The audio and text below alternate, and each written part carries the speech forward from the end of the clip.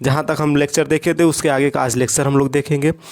इसके पहले हम लोग क्या देखे थे, वन डायमेंशनल में जब कोलिजन होता था, इलास्टिक कोलिजन होता था, तब इस पर बात हुई थी। आज हम देखेंगे टू, ठीक है, टू डायमेंशनल स्पेस में जब elastic collision two dimensional space में होगा तो इस चीज़ों पे हम क्या करेंगे, बातें करेंगे। तो आइए हम लोग देर न करते हुए टॉपिक पे चलते हैं। इससे पहले आप लोग चैनल को लाइक कीजिए, सब्सक्राइब कीजिए और साथ ही साथ शेयर कीजिए। आइए हम लोग चलते हैं टॉपिक पे, देखते हैं क्या होता है ना। चलो आओ देखते हैं द्विविमी, ठीक है, द्विविमी, द्विविमी, द्विविमी इलास्टिक कोलिजन, ठीक है, द्विविमी तल पर, द्विविमी तल पर, सॉरी तल में ना, तल में प्रत्यास्था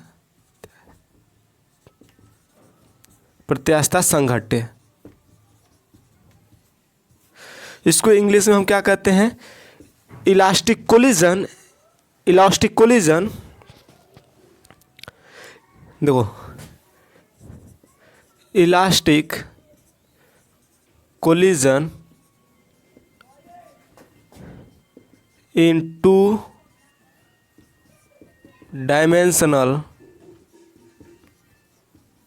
डायमेंशनल स्पेस, ठीक है, ये होता है द्विविमी तल में प्रत्यास्था संघट्य, ठीक है। जब प्रत्यास्था होगी, जब द्विविमी में यानी टू डायमेंशनल में जब हमारा क्या होगा, कोलिजन होगा, तब इस पे क्या हम लोग देखेंगे, क्वेश्चन कैसे बनेगा, इस पे हम क्या करेंगे, बातें करेंगे। आइए हम लोग फर्स्ट ऑफ ऑल आपको थोड़ा सा समझाने की कोशिश करेंगे कि होता क्या है एक्चुअली, ठीक है। देखो, जब कोई पार्टिकल जब किसी 2D में कोलाइड होता है, कोलिजन करता है, तो इस पे क्या कंडीशन हो सकता है, इस पे हम क्या करेंगे, देखेंगे। देखिए कंडीशन क्या हो सकता है। Let us consider one particle, this is, ये कोई m1 मास का है, क्या है, m1 मास। इसकी वेलोसिटी क्या है, इसकी वेलोसिटी हम लोग u1 ले लेते हैं, राइट। ये u1 वेलोसिटी से क्या है, m1 पार्टिकल है या पिंड है। अब ये कोई और अनदर पिंड क्या है, यह, ओह नो, ज़्यादा बड़ा हो गया क्या, ठीक है, कोई दिक्कत नहीं, इसको थोड़ा सा और छोटा करते हैं। हाँ, सिमिलर साइज के लाते हैं ना, तब थोड़ा अच्छा लगेगा। ये आपका ये बना, ठीक है। अब देखिए जब ये टकराव होगा, ओ थोड़ा और बड़ा हो गया, चलिए कोई दिक्कत नहीं, तो थोड़ा और छोटा लेते हैं ना, छोटा। देखिए ये कोई पिंड हमारा है, ठीक है, ये कोई पिंड हमारा m1 है और ये हमारा कोई पिंड है m2, ठीक है, राइट। ये हमारा क्या है, m2 है, ये m1, ये u1 वेलोसिटी से क्या हुआ, जा रहा है। ये पिंड गतिशील है, m2 पिंड जो है, दूसरा पिंड क्या हुआ, स्थिर अवस्था में, कैसा, स्थिर अवस्था में। अब जब ये पिंड जाके इससे टकराएगा, सपोज ध्यान दीजिए, कोई व्यक्ति खड़ा रहता है, कोई गतिशील आके उसको टक्कर मारेगा, तो क्या होता है, उसका डायरेक्शन जो अपना पोजीशन था वो चेंज कर देता था, अपनी ओरिजिनल स्थिति से क्या होता है, डाइवर्ट हो जाता है। डाइवर्ट होने का मतलब अपनी रास्ता से थोड़ा सा वेंड कर जाता है, डाइवर्ट हो जाता है। यही कहने की बात है कि जब ये पार्टिकल जाएगा, इससे टकराता है। देखो इधर ध्यान दो, माना ये कोई व्यक्ति था, ठीक है, मुस्कुराता हुआ चेहरा है। अब कोई इसके पीछे से दौड़ते हुए आ रहा है, ठीक है, ये दौड़ते हुए आ रहा है। जब इसको टक्कर मारेगा तो ये हो सकता है इस साइड में चला जाए, हो सकता है इस साइड में चला जाए, और ये टकराने के बाद हो सकता है बचाव के लिए इस डायरेक्शन में चला है। किस डायरेक्शन में चला जाए, इस डायरेक्शन में। अब ये पहले था, तो इसको अगर देखा जाए तो जाना चाहिए था इसको स्ट्रेट लाइन में, एक्स डायरेक्शन है, एक्स एक्सिस पे, ठीक है। किस पे जाना चाहिए था, एक्स अक्ष पे जाना चाहिए था। लेकिन इन्होंने क्या कर दिया, ये भी कोई एंगल बना के निकला और ये भी कोई एंगल बना के डाइवर्ट हो गए, यानी जो ओरिजिनल पाथ था उस पर क्या हो गए, डाइवर्ट कर दे। देखो अब ये जब इसको टक्कर मारेगा तो हो सकता है ये θ1 एंगल से उस डायरेक्शन में चला जाए और ये इस डायरेक्शन में चला आ जाए, ठीक है। अभी ध्यान दीजिए, बस इसी को उस पिंड के हेल्प से हम क्या करेंगे, समझने की कोशिश करते हैं। आइए हम इस पिंड पे चलते हैं। देखिए ये पिंड क्या कह रहा है, जब कोई पार्टिकल, ये क्या था, स्थिर था, क्या था, स्थिर, क्या था दोस्तों, स्थिर था। ये क्या था, गतिशील है, गतिशील है, ये गतिशील है, स्थिर है। जब गतिशील पिंड स्थिर पिंड को मारता है टक्कर, तो उसमें क्या होता है, एंगल पे डेविएशन हो जाता है। डेविएशन हो जाने का मतलब अपने पाथ में कुछ न कुछ विचलन लाता है, परिवर्तन लाता है। तो उसी को हम क्या करेंगे, दिखाने की कोशिश कर रहे हैं। अब देखिए सेंटर से, ये सेंटर से ये कोई एक्स एक्सिस का डायरेक्शन है, ठीक है, ये एक्स एक्सिस पे जा रहा है ना, ध्यान दीजिए। ये आपका जो है एक्स एक्सिस है और इस पे एक पिंड, हो नो नो नो नो, इधर देखिए, ये ऐसे, ये आपका हो गया वाई एक्सिस, ठीक है, समझ में आया? ये एक्स एक्सिस, वाई एक्सिस, ये दोनों में क्या हो जाएगा, आप ये ध्यान दीजिएगा।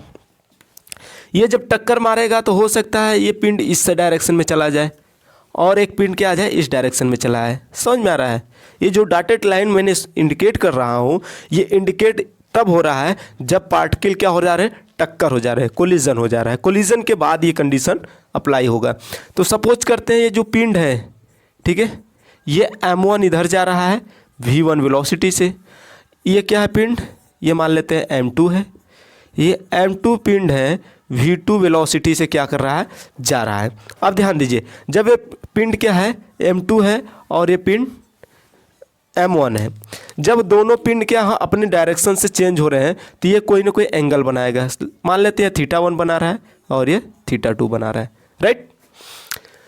जब ये एक्स एक्सिस से θ1 एंगल से क्या जा रहा है, पिंड 1, मतलब जो ये गतिशील था, ये क्या है, गतिशील है, मोशन में है। क्या है, मोशन, गति में। ये कैसा पिंड है, कांस्टेंट है, कांस्टेंट, ठीक है, ये कांस्टेंट स्थिति में है, स्थिर है, ठीक है, रेस्ट में, हाँ इसको रेस्ट लिख सकते हैं, रेस्ट। ये कैसा है, रेस्ट में है, कांस्टेंट नहीं, नियत नहीं है। ये क्या है, रेस्ट में, एक मोशन में है। जब कोई पिंड मोशन में रहे, ध्यान दीजिए,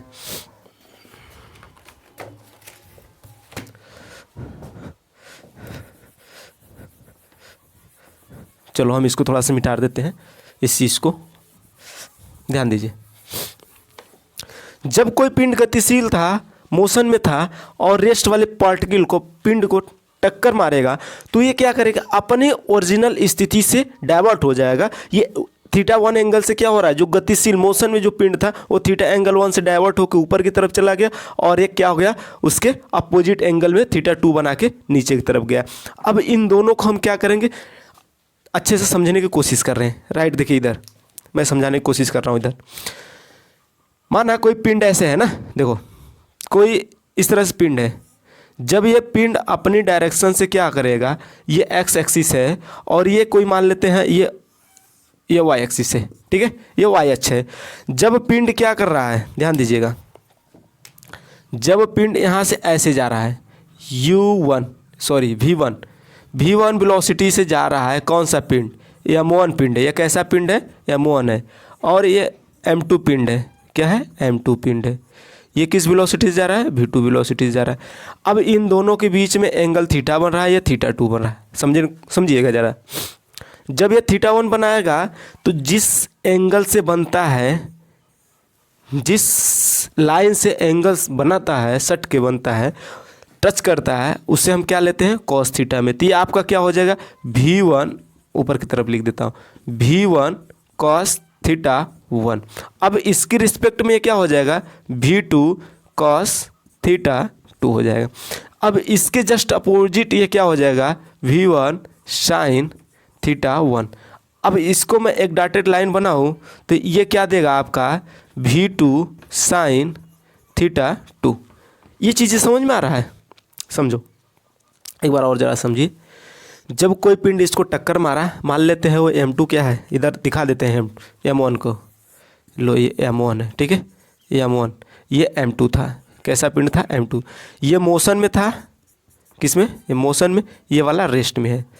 जब इसको ये टक्कर मारता है, किस वेलोसिटी से, v1 वेलोसिटी से, और ये रेस्ट में, जब ये टक्कर मारेगा तो पिंड क्या हो जाएगा, ये इस ऐसे नीचे चला जा रहा है, ये u1 ऊपर जा रहा है और ये नीचे चला जा रहा है। समझ में आ रहा है, देखो जब ये पिंड क्या करेगा, इसको टक्कर मार रहा है, इसको टक्कर मार रहा है तो ये क्या, जब ये इसको टक्कर मार रहा है तो ये टक्कर मारने के बाद देखिए, जब ये पिंड इसको टक्कर मारेगा, जब ये पिंड इसको टक्कर मारा तो ये M1 ऊपर चला गया और ये जो रेस्ट में था ये नीचे की तरफ चला आया।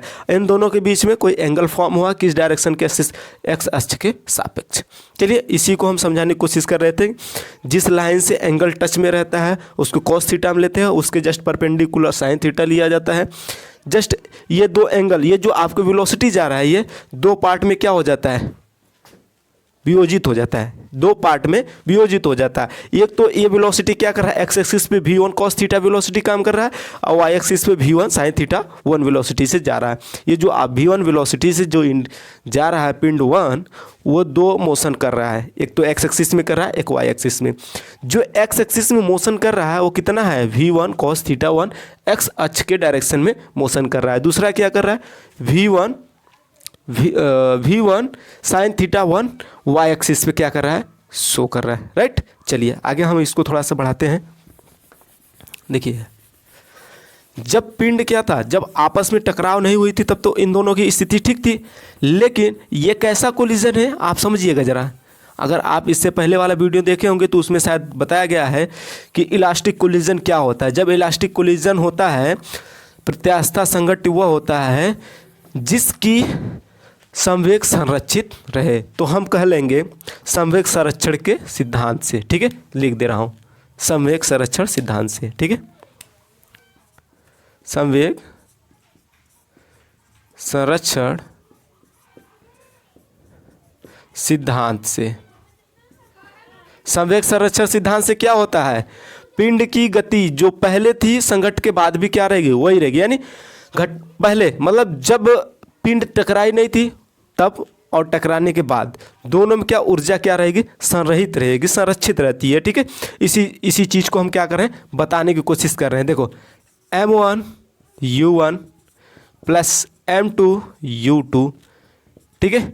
अब देखो आगे क्या हो जाएगा, टकराने के बाद वाला, टकराने से पहले की ये थी गतिशील, ये मतलब पोजीशन जो थी इसकी संवेग क्या था, संवेग संरक्षित कब था, जब टक्कर नहीं हुई थी तब संवेग कितना था। अब टकराने के बाद इसकी संवेग क्या हो जाएगी, m1 v1 plus m2 v2, ठीक है। ये इसका टकराने के बाद का स्थिति है। अब ध्यान दीजिएगा जब बॉडी सेकेंड वाला, जब जो सेकेंड पिंड था वो कैसा था बाबू, ध्यान दीजिए, जो सेकेंड पिंड है वो तो रेस्ट में है, तो ये वाला वैल्यू, ये वाला वैल्यू जो है आपका v2 ये आपका किस में था, ये रेस्ट में ना था बाबू, दो ये रेस्ट है।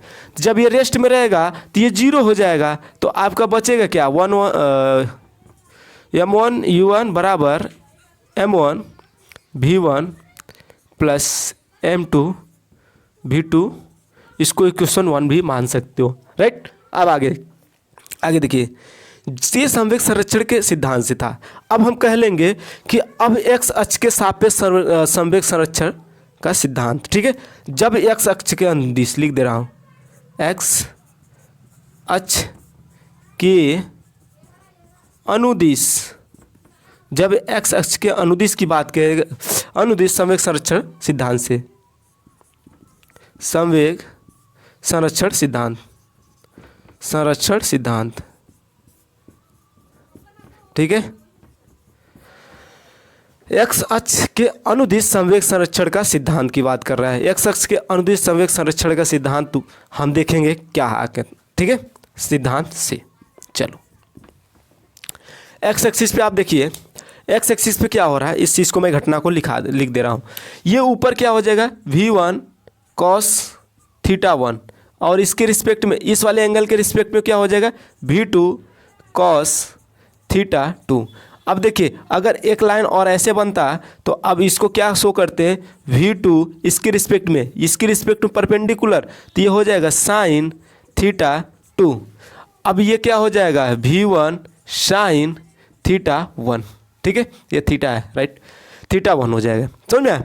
अब इसी का हेल्प से हम क्या करेंगे, यहाँ पर लिखेंगे एक्स अक्ष के अनुदिश जब कोई रहे तो उसका संवेग कितना संरक्षित रहता है, इस पे हम क्या करेंगे, चर्चा करेंगे। चलिए हम लिख देते हैं m1 u1 बराबर, अब देखिएगा बराबर क्या है, एक तो एक्स एक्सिस में वेलोसिटी है, दूसरा ऊपर की तरफ, ये दोनों क्या हो जाएंगे आपस में, यही तो हो रहा है ना, एक पिंड इस पे जा रहा है और एक उस पे जा रहा है। एक्स एक्स के अनुदिश, मतलब हमें बात करना है किसके, एक्स अक्ष के अनुदिश की बात कर रहा है।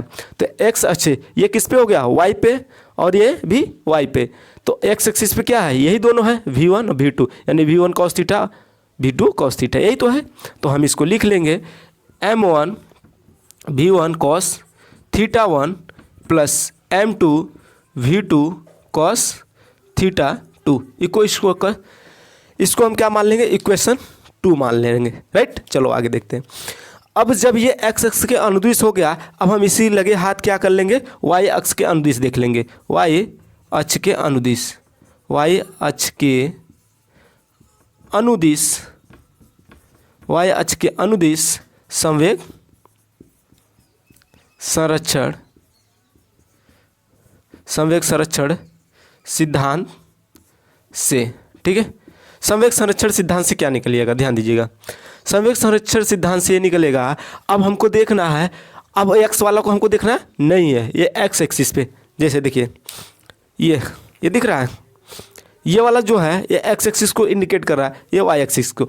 जो इस पे गतिशील था थीटा 1 के रिस्पेक्ट में V1 cos थीटा 1 था, अब जो था, अब नीचे एक दो इसके साथ दो एंगल बना रहा है ना, एक ऐसे बना रहा है, एक ऐसे, देखिए एक ऐसे जा रहा है, एक तो ऐसे पिंड जा रहा है, इसके बीच में कोई एंगल बना रहा है। जब इसके बीच में एंगल बनाएगा दोस्तों, ये एंगल बना रहा है, तो ये वाला जो लाइन होगा आपका V1 cos थीटा 1 है, अब इसके रिस्पेक्ट में अपोजिट ऐसा डायरेक्शन बनाएगा। अब एक एंगल ऐसे बना रहा है, जब ऐसे एंगल बनाएगा तो ये वाला भी आपका क्या बनाएगा, थीटा 2। तो थीटा 2 के रिस्पेक्ट में ये वाला क्या हो जाएगा, ये वाला दिख रहा है, ये वाला आपका हो जाएगा, इसके ऐसे देखिए ऐसे बना रहा है, दूसरा क्या बना रहा है, इस तरह से बना रहा है। तो ये थीटा 2 है, तो इसके रिस्पेक्ट में ये क्या हो जाएगा, V2 cos थीटा 2, बस उसी को शो कराने के लिए। अब इसके रिस्पेक्ट में क्या हो गया, इस तरह से, ये y का पॉजिटिव, ये y का निगेटिव हो गया। अब y का पॉजिटिव है V1 cos थीटा 1 और निगेटिव क्या है, V2 cos थीटा 2 हो गया। तो निगेटिव होने के कारण माइनस वैल्यू हो जाएगा, जब हम जोड़ेंगे तो निगेटिव है, निगेटिव को निगेटिव लिखते हैं। तो आइए हम लोग उसको भी लिख लेते हैं, ध्यान दीजिएगा। y के रिस्पेक्ट में आपका हो जाएगा 0, क्योंकि इस पर कोई वेलोसिटी तो है ही नहीं, क्योंकि ये रेस्ट में था, ठीक है। क्योंकि ये भी क्या एक्स एक्सिस में जा रहा है, ये भी क्या हो गया, एक्स एक्सिस में नहीं, क्योंकि ये रेस्ट में था, और ये एक्स एक्सिस पे जा रहा था, तो वाई एक्सिस में कोई गतिशील नहीं थी। किस स्थिति में, जब संघट्य नहीं हुआ था। आई बाबू समझ में दोस्तों, देखो जब ये मोशन में था तो किस अक्ष पे चल रहा है, एक्स अक्ष पे चल रहा है। तो एक्स अक्ष पे चल रहा है तो वाई अक्ष पे कोई डायरेक्शन कोई मोशन हुआ नहीं हुआ, इसके लिए V1 क्या हो जाएगा, U1 क्या हो जाएगा, 0 हो जाएगा। और ये ऑलरेडी क्या है, आपका मोशन रेस्ट है। तो मोशन रेस्ट होने के कारण U2 भी रेस्ट, मतलब 0 हो गया। तो पहला वैल्यू आपका क्या हो जाएगा, 0। अब संघट्ट के बाद की मैं बात कर रहा हूँ, संघट्ट के बाद आपकी वेलोसिटी एक ऊपर जा रहा है, एक नीचे जा रहा है, तो मोशन क्या हो रहा है उसको भी देख लीजिए। तो M1 V1 sin theta 1 minus M2 V2 sin theta 2, ये इक्वेशन सेकंड मान लो, ठीक है। अब देखो, अब इसको थोड़ा समझने की कोशिश कीजिएगा। जब ये समझ में आ गया इक्वेशन 1 और 2, तो आप एक चीज़ और पढ़े होंगे, जब कोई पार्टिकल परफेक्टली, मतलब इलास्टिक कोलिजन हो, इलास्टिक कोलिजन होने का मतलब परफेक्टली इलास्टिक कोलिजन होने के कारण इसकी संवेग तो संरक्षित रहेगी, इसके साथ साथ क्या हो जाएगी, गतिज ऊर्जा भी क्या हो जाएगी, संरक्षित हो जाएगी। गतिज ऊर्जा संरक्षित होने के कारण आपका क्या निकल के आएगा, ये ध्यान दीजिए। जब गतिज ऊर्जा क्या हो जाए, लिख दे रहा हूँ, गतिज ऊर्जा भी संरक्षित, ठीक है, संरक्षित रहेगी, क्योंकि कैसा संघट्य है, प्रत्यास्था संघट्य है, क्योंकि प्रत्यास्था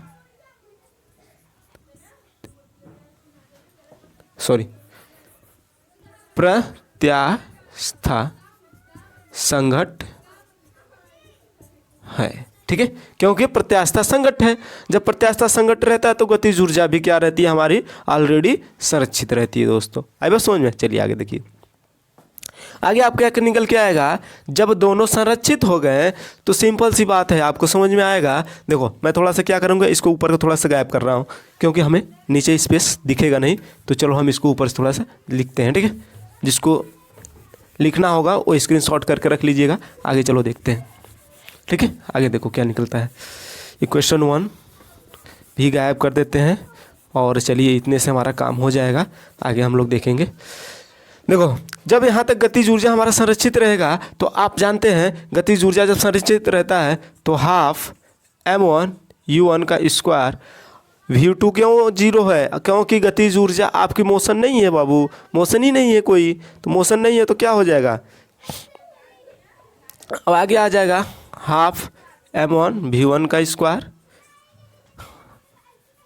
m1 v1 का square plus half m2 v2 का स्क्वायर। अब इक्वेशन 3 मान लो। इक्वेशन 1 2 3 से आपको ये शो हो गया होगा कि हमारा चार वैल्यू क्या है, चार अचर जो है चार अचर हैं। क्या कैसे कितने चर हैं, चार अचर है। क्या क्या है आपको पता हो गया होगा। देखो जब आपका गतिज ऊर्जा संरक्षित था, जब आपका गतिज ऊर्जा संरक्षित था तो क्या केसेस निकल के आया था। देखो इधर ये गतिज ऊर्जा, जब गतिज ऊर्जा संरक्षित रहेगी तो प्रत्यास्थता संगत में आपको पता है कि गतिज ऊर्जा संरक्षित रहता है। तो हाफ m1u1 का square equal to half m1 v1 का square plus half m2 v2 का स्क्वायर हो गया। क्योंकि यहाँ u2 नहीं लिखा गया है क्योंकि सेकेंड जो पिंड था वो देखिए रेस्ट में है। जब रेस्ट में रहेगा तो इसका कोई मोशन है ही नहीं, तो ऑलरेडी क्या हो जाएगा, 0 हो जाएगा। चलिए आगे आगे देखिएगा। आगे ये आप कहने की बात है कि ये दोनों क्या है, संगत में है। संगत में होने के कारण इसमें कितने पद है, चरों की संख्या क्या है। देखो चर कितने हैं, चरों की संख्या 4 है। कौन कौन से हैं, v1 v2 और θ1 θ2।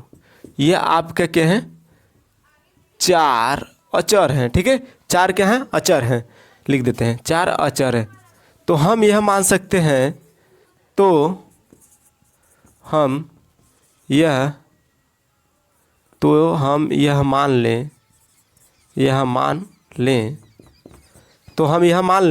कि m1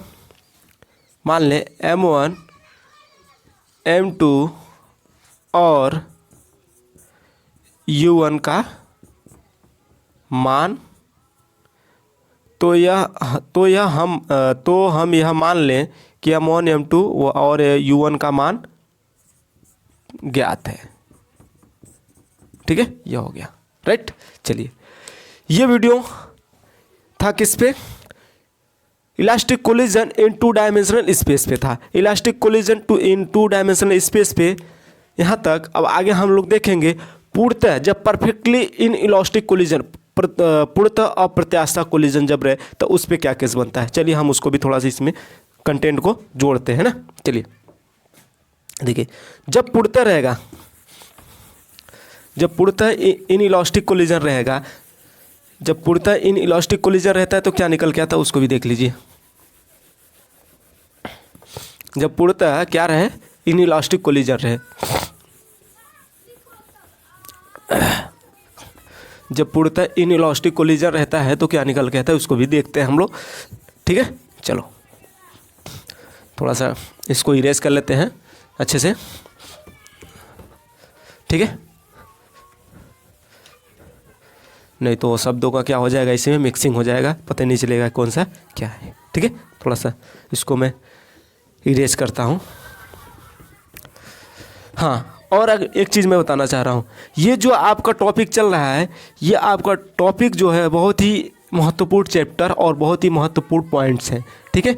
और इसमें आपको एक चीज़ और जान लेना है कि जब कोई पार्टिकल जब कोलाइड करता है तो किस तरह का कोलिजन होता है। कोई भी पिंड, कोई भी पार्टिकल, कोई भी कोलिजन, ठीक है, कैसी भी कोलिजन हो, न तो वह पूर्णतः परफेक्टली कोलिजन होता है, न तो पूर्णतः वह इन इलास्टिक कोलिजन होता है, न तो कोलिजन परफेक्टली कोलिजन होता है। कहने की बात यह है, मैं कहना चाह रहा हूँ कि जब कोई पिंड आपस में टकराते हैं ना तो वो पूर्णतः कोलाइड करते हैं ना तो पूर्णतः, ठीक है, इनइलास्टिक होते हैं। ना तो इलास्टिक कोलिजन होते हैं ना तो इनइलास्टिक होते हैं। पूर्णतः नहीं होता है। जब कोई दो पिंड आपस में टकराते हैं तो उनके बीच में पूर्णतः न तो प्रत्यास्थता होता है न तो अप्रत्यास्थता होता है। इसी चीज़ को मैं आगे बताने की कोशिश कर रहा हूँ। चलो ऊपर का मैं हेडिंग भी मिटा देता हूँ। हेडिंग आपका जो था इलास्टिक कोलिजन इन टू डायमेंशनल स्पेस। आगे हम लोग देखेंगे परफेक्टली इन इलास्टिक कोलिजन, ठीक है, परफेक्टली इन इलास्टिक कोलिजन, पूर्णतः अप्रत्यास्था संघट्ट। लिख दे रहा हूँ, पूर्णतः अप्रत्यास्था संघट्य, ठीक है, इसको बोलते हैं परफेक्टली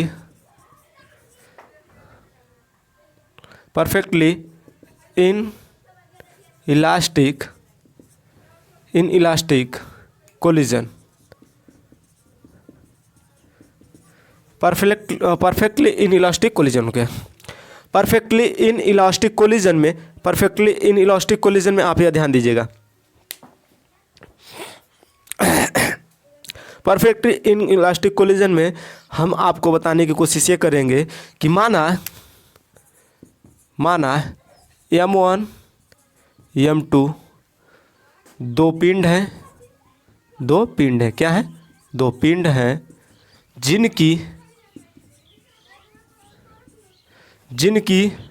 जिनकी गतिशील, ठीक है, जिनकी वेग u1 और u2 है, ठीक है।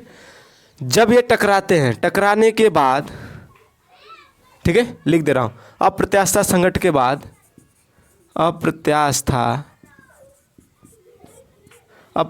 संघट्ट के बाद दोनों सम्मिलित हो जाते हैं, साथ में चलते हैं। क्या होते हैं, दोनों के वेग, संघट्ट के बाद वेग v हो जाता है, ठीक है, हो जाता है। ध्यान दीजिए, माना M1 M2 दो पिंड है जिनके क्या है, वेग u1 और u2 है। जब प्रत्यास्था संघट्ट हो जाता है, होने के बाद इनकी वेग क्या हो जाती है, सेम हो जाती है, ठीक है, समझ में। जब कोई पिंड आपस में टकराए नहीं थे तो उनकी जो वेलोसिटी थी, यह ध्यान दीजिए, ठीक है, ये जो पिंड आपस में टकराए हैं, ध्यान दीजिएगा, ये जो आपस में पिंड टकराए हैं, अब इनकी वेलोसिटी अब एक साथ हो जाएगी। पहले तो अलग अलग थी, अब वेलोसिटी इनकी भी हो जाएगी। ओनली मान लेते हैं M1 M2 दो पिंड है, राइट। जब ये संघट्ट नहीं हुआ था तो इनकी वेलोसिटी अलग अलग थी। क्या क्या थी, U1 U2 थी। इनकी वेलोसिटी क्या थी दोस्तों, U1 U2 थी। लेकिन जब संघट्ट हो गया तो इनकी वेलोसिटी भी क्या हो जाए, सेम हो गई। तो आइए इसी चीज़ को हम आगे थोड़ा सा करने की कोशिश करते हैं। जब संघट्ट नहीं हुआ था तब इनकी वेलोसिटी क्या थी, M1 U1 plus M2 U2 बराबर M1 V1 plus M2 V2। ये क्वेश्चन 1 से मान लेते हैं। अब हम कहते हैं संघट्ट से पहले गतिज ऊर्जा। अब ध्यान दीजिएगा बाबू, जब ये अप्रत्यास्था संघट्ट हो रहा है तो इसकी क्या हो जाएगी, गतिज ऊर्जा क्या हो जाएगी। संघट्ट के बाद संवेग तो संरक्षित रहता है, बट गतिज ऊर्जा क्या हो जाती है, डिफरेंट हो जाती है। गतिज ऊर्जा देखो सेम हो जाए, जब वेलोसिटी सेम हो गया ना। अभी क्या संघट्ट क्या है, अब देखो संवेग संरक्षित है लेकिन अब गतिशील क्या हो गए, वेलोसिटी सेम हो गई, मासेस आपस में जुड़ गए तो चीज़ें क्या हो जाएगी, बदल जाएगी ना बाबू। तो गतिज ऊर्जा संघट्ट के पहले लिख दे रहा हूँ, संघट्ट के पहले क्या हो जाएगा, K1। संघट्ट के पहले की बात कर रहा हूँ, K1, ठीक है, संघट्ट के पहले की बात हो रही है। तो क्या हो जाएगी, हाफ M1 V1, ठीक है, संघट्ट से पहले हो रहा है ना, तो हाफ U1 का square plus half M2 U2 का स्क्वायर। ये आपका संघट्ट के पहले की बात कर रहा है, संघट्ट के पहले। अब संघट्ट के बाद की मैं बात कर रहा हूँ, संघट्ट के बाद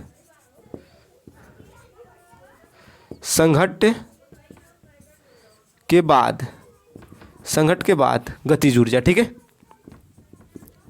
गतिज ऊर्जा। संघट्ट के बाद गतिज ऊर्जा, ये गतिज ऊर्जा है, ठीक है, गतिज ऊर्जा, ये गतिज ऊर्जा संघट्ट के बाद। संघट्ट के बाद गतिज ऊर्जा क्या हो जाएगी, ध्यान दीजिए, गतिज ऊर्जा क्या हो जाएगा, K2 हम इसको लिख लेते हैं, ठीक है, K2 बराबर, अब देखिए संघट्ट के बाद वेलोसिटी क्या हो जा रही है, सेम हो जा रही है। सेम हो जाने के पीछे तो हाफ ब्रैकेट में m1 प्लस m2 v1 का स्क्वायर, ये हो जाएगा। जो मास था वो आपस में जुड़ गए, देखो m1 m2 क्या हो गए, जुड़ गए। अब इनकी वेलोसिटी v1 से जा रहे हैं, तो m1 plus m2 velocity v है तो v का स्क्वायर हो जाएगा, ठीक है। ये आपकी संघट्ट के बाद की स्थिति है। अब हम क्या कर दें, इन दोनों का डिवाइड कर दें, डिवाइड कर देंगे तो हमें वैल्यू निकल के आ जाएगी। चलो, जब m2 क्या हो जाएगा, जब m2 विराम अवस्था में रहा होगा तो क्या हो जाएगा, जीरो, u2 क्या हो जाएगा, जीरो हो जाएगा। जब m2 क्या है, विराम अवस्था में, वहाँ से, ठीक है, m2 जब ये जब विराम में है, जब m2 क्या है, विरामावस्था में, m2 विराम में है, विराम में है, ठीक है, विराम में है, तो u2 बराबर क्या हो जाएगा, जीरो, ये हो जाएगा। अब इक्वेशन 1 से आपको क्या निकल के आ जाएगा, आपको मिलेगा इक्वेशन 1 से K1 बराबर मिल जाएगा हाफ m1 u1 का स्क्वायर मिल जाएगा। ये वाला सारा वैल्यू क्या हो जाएगा, आपका जीरो हो जाएगा। जब जीरो के बराबर हो जाए तो K1 बराबर हाफ m1 u1 का स्क्वायर मिलेगा। अब इन दोनों का भाग कर दें, ठीक है। अब इसको हम लिख लेते हैं, चलो इसको 2 लिख लेते हैं, इक्वेशन 2, ठीक है, और इसको 3, चलो 3 3 3, हाँ ठीक है, रहने देते हैं। अब 1 और 2 से क्या कर दें, हम डिवाइड कर दें, तो हमारा इक्वेशन जो 1 बन रहा है वो क्या आपका आ जाएगा निकल के, देखो जब इक्वेशन 1 और 2 से, ठीक है, समीकरण 1 और 2 से, समीकरण 1 और 2 से क्या निकल के आएगा वो देखो। समीकरण 1 और 2 से आपका निकल के आएगा दोस्तों K1 बराबर सॉरी K2 अपान K1, ध्यान दीजिएगा, K2 अपान K1 M1 प्लस M2, ये जो आपका निकल के आ रहा है, ये आपका फाइनल रिलेशन आ रहा है किसमें, जब प्रत्यास्थता कोलिजन न रहे तो उस समय काइनेटिक एनर्जी क्या निकल के आई, इस चीज़ को बताने की कोशिश कर रहा है। इसको एक चीज़, गतिज ऊर्जा, आप कितनी ऊर्जा की हानि हुई है, अब ध्यान दीजिए कितनी ऊर्जा की हानि हुई है, तो ऊर्जा की हानि निकालना है। तो ऊर्जा की हानि के लिए मैं थोड़ा सा इसको क्या कर रहे हैं, मिटाने की कोशिश कर रहे हैं, मिटा दे रहा हूँ ना, आप आगे थोड़ा सा देख लीजिएगा। देखो इसको जब मैं जब क्या है, गतिज ऊर्जा की कितनी हानि हुई, जब ये आपस में टकराए उसके बाद गतिज ऊर्जा में कितनी लॉसेस आई, इन सब चीज़ों को हम क्या करें, कोशिश करें बताने की। चलो हम थोड़ा सा इसी में बताते हैं आपको क्या हो जाएगा, ध्यान दीजिएगा। जब आपस में टकराते हैं तो इनमें न कोई ऊर्जा की हानि हुई होगी, उस ऊर्जा की हानि की निकालते हैं। ऊर्जा की हानि देखो, ठीक है, ऊर्जा की हानि, ऊर्जा की हानि, ठीक है, ऊर्जा की हानि क्या हो जाएगी, काइनेटिक एनर्जी, ठीक है, लिख दे रहे हैं, काइनेटिक एनर्जी क्या हो जाएगा, kinetic energy KE1 minus KE2, ये आपकी काइनेटिक एनर्जी का ऊर्जा की हानि निकल के आ जाएगी। ऊर्जा की हानि इतना निकल के आया, कितना, ये वाला, ये आपकी ऊर्जा की हानि को शो करा रहा है। अब आप इन दोनों में रिलेशन क्या निकाले हो वो भी ध्यान रख लो। तो आप निकाले क्या थे, K2 अपान K1 बराबर M1 अपान M1 प्लस M2, ये आपका निकल के आया था जब क्या था, परफेक्टली अप्रत्यास्था कोलिजन था। परफेक्टली इन इलास्टिक कोलिजन के केसेस में आपका ये निकल के आया है दोस्तों K2 अपान K1 बराबर M1 अपान M1 प्लस M2। क्यों आया, जब इक्वेशन संघट्ट से पहले का गतिज ऊर्जा और संघट्ट के बाद की गतिज ऊर्जा में जब हम डिवाइड कर दिए तो उनमें ये देखा गया कि U2 जो था रेस्ट में, सेकेंड पिंड जो था रेस्ट में था, जिसके कारण वो जीरो हो जाएगी। अब आपका बच रहा हाफ M1 U1 का स्क्वायर, तो हाफ M1 U1 का स्क्वायर इसलिए हो जाएगा जब इन दोनों का हम डिवाइडेशन करेंगे, यहाँ से जब हम मल्टीप्लाई करेंगे M1 V1 plus M2 V2 का स्क्वायर हो जाएगा। ये कैसे से निकल के आएगा, तो M1 M2 के क्या हो जाएगा, M1 देखो M1 कॉमन लिया जाएगा, M1 कॉमन लेने के पीछे ये रीज़न है, ध्यान दीजिए, हम क्या करेंगे, ऊपर नीचे क्या M1 M2 का भाग देंगे तो ये महाराज को ख़त्म हो जाएंगे। क्या हो जाएंगे? ख़त्म हो जाएंगे, जिसके कारण हमारा निकल के आ जाएगा ये वाला वैल्यू। ठीक है, जब इसको हम डिवाइड करेंगे तो वैल्यू निकल के यही आएगा। ठीक है, चलो तो इस वीडियो को यहीं पे ख़त्म करते हैं, मिलते हैं नेक्स्ट वीडियो में। अगर वीडियो आपको अच्छी लगी होगी दोस्तों तो चैनल को लाइक कीजिए, सब्सक्राइब कीजिए और साथ ही साथ शेयर करना ना भूलिए। तब तक के लिए थैंक यू, बाय बाय।